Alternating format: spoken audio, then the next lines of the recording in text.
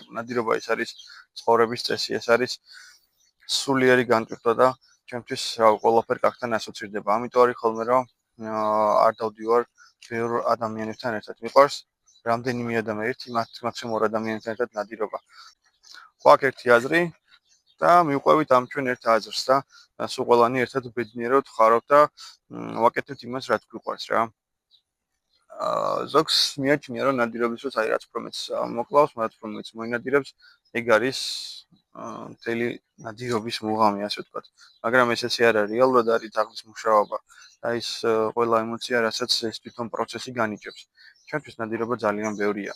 მარტო ის არ არის რა, რომ აიღო თოფი, ჩაჯდე მანქანაში და 20 წელი მოკლა. ეს ლიმიტი აიღო წყლის. თუნდაც გახვიდე ქათამზე და მოკლა 5 წელი რა. ქათამზე რო დავდივარ ხოლმე ძაღლი, შეიძლება 1 წელი, ყველაზე მეტი 2 წელი მყავს, მე სიმართლე გითხრათ მოკლული ერთ ნადირობაში. მაგრამ ქათამი შეიძლება ჯერ სამოუყანია იმ ნადირობაში 10 წელი, 12 წელი.